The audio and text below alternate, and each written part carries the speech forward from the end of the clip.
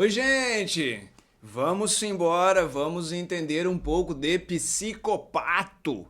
Psicopato é um conteúdo bem legal e também ao mesmo tempo meio pesadinho, porque tem uma quantidade de informações aí bem legal. E nessa aula de ponto de partida, aula de largada, a minha intenção é entender um pouco mais sobre semiologia. Semiologia. Então pega o seu caderno e lá já na primeira página você escreve psicopatologia e vamos entender um pouco sobre semiologia. Só que, em vez de você iniciar hoje entendendo um pouco da definição, entender um pouco de sinal de sintoma, entender um pouco sobre semiotécnica, nós vamos começar ao contrário, nós vamos começar com uma situação-problema. Eu vou colocar para você um estudo de caso. Imagine que esse caso chegou na sua mão agora. E aí eu vou pontuando para você nesse estudo de caso as informações que nós estamos avaliando quando nós estamos pensando em psicopatologia. E aí, na segunda, terceira e assim nas aulas aí da frente, você vai percebendo o que eu fiz na aula de número 1, tá bom? Então, vamos pensar um pouco, eu vou projetar para você aqui agora a tela da nossa apresentação. Inclusive, essa apresentação, em algum momento, ela vai estar disponível aí para você. Então, embaixo aqui da aula, você consegue baixar essa apresentação que está aí na sua tela, tá bom? Vamos adiante. O nosso papel agora é pensar sobre semiologia. Porém, vou começar com um estudo de caso. Observa que eu estou pulando esse slide onde ele está falando sobre a história e a definição de psicopatologia, porque eu quero ir direto para o estudo de caso. E aqui, turma, eu preciso que você vá um pouco devagar agora comigo, tenha um pouquinho de paciência nesse momento, porque a minha intenção é pontuar quase todos os itens que julgamos importantes quando pensamos na psicopatologia. Lembre-se que uma das atividades da psicopatologia é a entrevista inicial. Digo de novo, uma das finalidades da psicopatologia é a entrevista inicial, que você também vai conhecer como anamnese. Então, eu tenho que fazer um levantamento de informações. É justamente isso que eu vou fazer agora nesse estudo de caso que está aí na sua tela. Eu tenho o João. João, eu preciso começar com um nome. Por que o nome é importante? Porque eu trabalho com vínculo, eu trabalho com rapport, eu trabalho com um relacionamento. Então, o nome é importante. Segundo ponto, eu preciso da idade. Porque cada transtorno ele tem mais ou menos uma idade para aparecer. Então, o borderline mais ou menos seria no início da adolescência ou mais para o final da adolescência, início da vida adulta. O bipolar mais ou menos nesse mesmo período. Os de ansiedade seria para ser um pouco mais para frente. Então, cada transtorno ele tem mais ou menos uma idade para aparecer. Quando nós estamos pensando em TDAH, nós estamos já lembrando uma idade menor que 12 anos de idade, pelo menos pelo último DSM-5-TR que eu estou utilizando nesse momento. Então, por isso, a idade ela é um fator bastante relevante. Universitário, para a gente entender qual é o estado laboral, qual é a atividade laboral, se ele é solteiro, para a gente entender relacionamento, se ele mora sozinho. Aqui eu tenho uma informação também que é relevante para entender a capacidade que ele tem de resolver as suas encrencas, as suas dificuldades, se ele consegue fazer as suas atividades da vida cotidiana. E aí eu já estou iniciando agora sobre o atendimento. Então, procura atendimento psicológico, relatando que nos últimos meses, aqui eu tenho uma informação muito importante, nos últimos meses, muito importante porque eu já começo a entender um pouco da história dessa doença, desse transtorno, como você achar melhor. Não tem esse sentido como antes. Então, ele vem de um quadro que estava normal e agora ele está alterando para um quadro patológico. Não sei se é exatamente patológico, mas de desconforto. Então, ele tinha um quadro normal, que ele entendia como normal, que estava se sentindo bem, e a partir de um momento nós temos uma virada que abre, então, uma alteração. Então, também aqui eu tenho uma informação bastante importante. De novo, não esqueça, pelo amor de santo Deus, últimos meses, essa informação ela é fundamental. Refere que sempre foi organizado, e aí vem de novo falando de um histórico, de como era, para depois eu fazer o comparativo de como eu estou. Foi organizado, bom desempenho acadêmico, vida social satisfatória. O que está mostrando aí? Um pouquinho da personalidade, um pouquinho da função laboral e um pouquinho da vida social.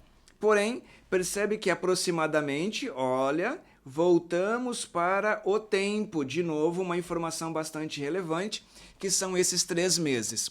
Começou a apresentar mudanças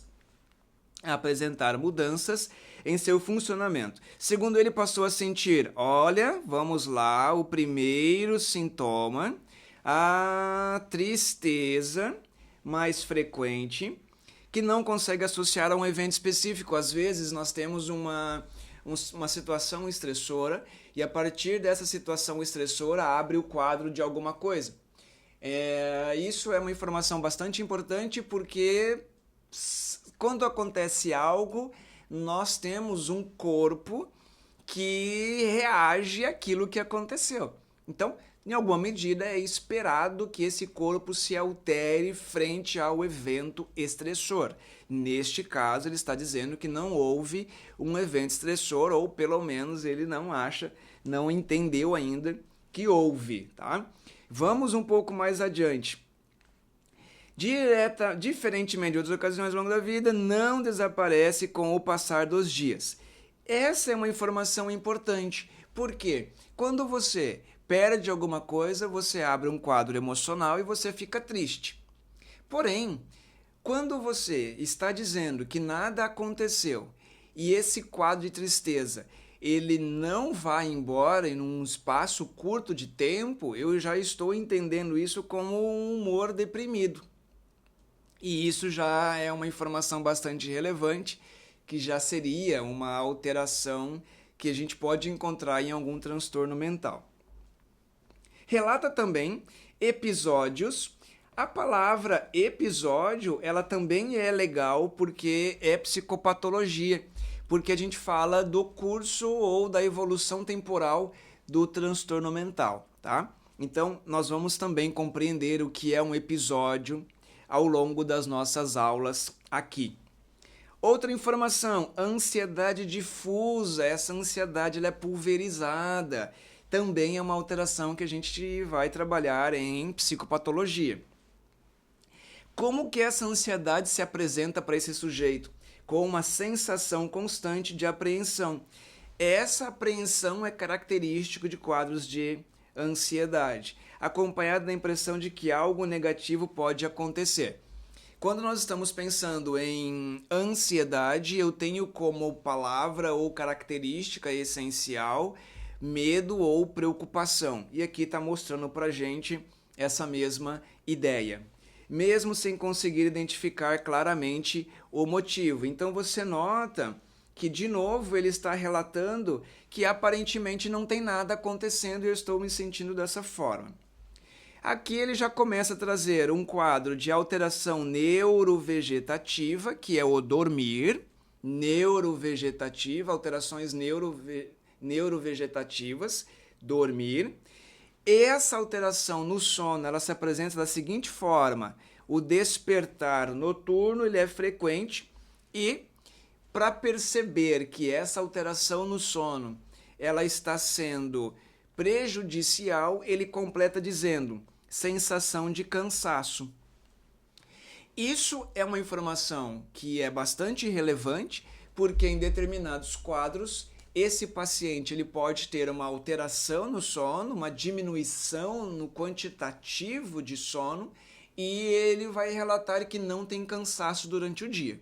Essa é uma informação bem legal que vai aparecer em determinados quadros de transtornos mentais.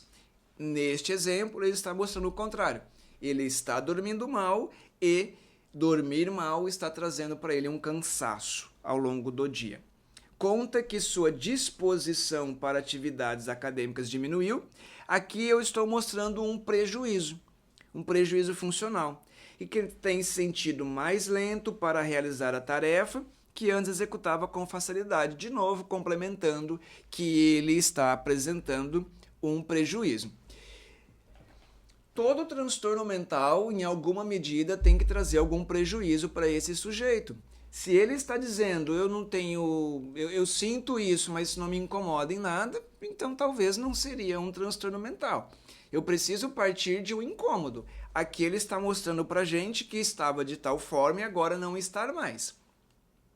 Essa separação dessa linha que faz a demarcação entre o normal e o patológico, a psicopatologia é quem é a área responsável para conseguir fazer essa separação, para demarcar até onde é o normal, até onde é o patológico. Então esse também é um conteúdo que nós vamos trabalhar nesse curso, aqui nessa plataforma onde você está agora inserido. Aqui eu tenho a primeira parte desse estudo de caso. Vamos agora para a segunda parte, temos a continuação. Em alguns momentos, quando está sozinho em casa e mais cansado, cuidado, turma, que quando ele traz essa informação, cansado, pode significar um monte de coisas, inclusive nada, né? Pode significar que tem alterações de vitaminas, por exemplo. Pode apresentar alterações, talvez, porque um evento muito potente aconteceu. Pode acontecer com um tipo de infecção. Pode acontecer com um transtorno mental. Pode acontecer com uma porção de coisas, tá certo? Então tenha sempre bastante atenção, porque se ele está dizendo que está cansado, o cansado também significa um monte de coisas. Então, vamos de novo, para você não perder a ideia. Se sentir cansado pode ser consequência de uma porção de coisas. De novo, pode ser hormônio, pode ser vitamina, pode ser transtorno mental, pode ser o sono, pode ser um monte de coisas que vai gerar o cansaço. Agora, o próprio cansaço, ele também pode abrir para outras alterações. O cansaço pode abrir ilusão, o cansaço pode aumentar a irritabilidade, o cansaço pode alterar o humor e assim por diante, tá legal? Então, por isso é importante também cuidar dessa informação. Olha só o que ele está trazendo. Ele está fazendo agora, para quem está um pouco mais ligado nisso, ele já está conectando uma coisa com a outra. Relata a experiência de ouvir alguém chamando. Essa experiência nós chamamos de ilusão. Ilusão é uma alteração que nós vamos trabalhar aqui na psicopatologia, que é uma alteração de uma função psíquica chamada senso-percepção, certo? Senso-percepção. Aí a conexão acontece da seguinte forma, que uma das formas de você apresentar a ilusão, essa alteração chamada ilusão, nesse caso uma ilusão auditiva, porque ele está ouvindo, seria por meio do cansaço, tá? Então, aparentemente, uma coisa já está mostrando a outra. Afirma que ao verificar não encontra ninguém e reconhece que a experiência é estranha. Aqui mostrando que existe um grau de insight, um grau de capacidade de raciocínio, um grau de crítica sobre aquilo que está acontecendo com ele. Essa, de novo, é uma informação importante para você entender o insight, a criticidade do paciente, justamente para separar de outros quadros, como uma alucinação verdadeira, que o paciente não percebe que aquilo não existe. Portanto, para ele aquilo seria real, ao contrário do que o estudo está mostrando aqui para a gente. E essa alteração, nesse caso, vou colocar aqui para você, de ilusão. Sumiu aí a sua tela, mas ela já vai voltar. de ilusão. Essa alteração que chamamos de ilusão, ela vem trazendo um desconforto e uma preocupação. Fechou, gente? Diz que esses episódios são breves. Aqui de novo falando sobre o curso, né? E não constante, mas suficientes para fazer o questionário que está acontecendo consigo.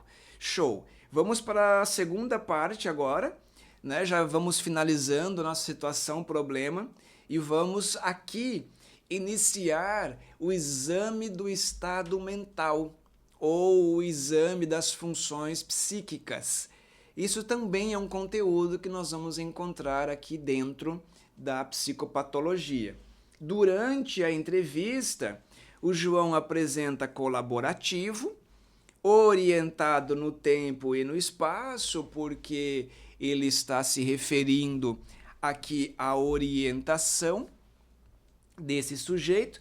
Agora ele já traz uma informação do discurso coerente e organizado para falar do pensamento, né? Uma das formas de você compreender o pensamento do paciente é por meio da linguagem, e essa linguagem ela traz aí um discurso. Então é a forma como você tem de entender se esse pensamento está organizado ou desorganizado, que é por meio, de novo, do discurso. Ele precisa falar, ele precisa trazer a informação para você. Neste exemplo, ele é coerente, ele é organizado. Embora levemente lentificado, falando sobre a psicomotricidade desse sujeito. Observa a postura corporal discretamente curvada. Esse é um sinal que nós encontramos. Esse sinal, às vezes nós podemos encontrar ele em alguns quadros de síndromes depressivas, por exemplo, tá? Não que seja depressão, mas é um sinal importante para a gente. O contato visual ele é reduzido em alguns momentos e a expressão afetiva compatível com o conteúdo. Essa avaliação é para a gente entender se existe um empobrecimento das emoções, que nós podemos encontrar isso em alguns quadros de esquizofrenia, por exemplo, tá? O conteúdo verbal, né, está sendo compatível com a expressão, tá legal? Enfim, vamos adiante. Não há evidências de desorganização formal do pensamento, porque ele está complementando sobre o discurso que estava coerente e organizado. Trouxe um prejuízo importante de memória, não trouxe prejuízo de memória e não trouxe alteração evidente de consciência. Quando nós temos consciência rebaixada, provavelmente nós vamos encontrar várias funções psíquicas alteradas. Neste caso, ele está dizendo, e aí vamos repetindo e fechando nossa situação problema. Não há evidências de desorganização formal do pensamento, como por exemplo delírio. E ele mostrou para a gente também ali, logo no início, que o discurso era coerente, que o discurso era organizado. Não mostrou alterações de prejuízo na memória, então afasta quadros neurocognitivos, por exemplo. Também não mostrou para a gente alterações significativas na consciência. Portanto, esse paciente estaria lúcido, estaria vigil, estaria desperto. Fechamos, turma? Aqui, então, essa última parte, ele fez uma reflexão sobre o exame do estado mental. E aí, qual seria o transtorno que você daria para esse paciente? Quais seriam as informações que seriam relevantes nesse estudo de caso? Aqui eu vou deixar para você algumas informações que eu gostaria muito que você fizesse a resposta desse exercício, tá bom? O que vai acontecer? Provavelmente, nesse momento, vai faltar algumas informações para você, mas ao longo das aulas você vai percebendo que as informações que faltaram agora, elas vão sendo respondidas ao longo das aulas seguintes.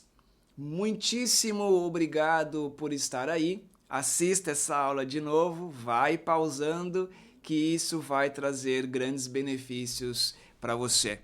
Valeu, muito obrigado, até a próxima. Tchau.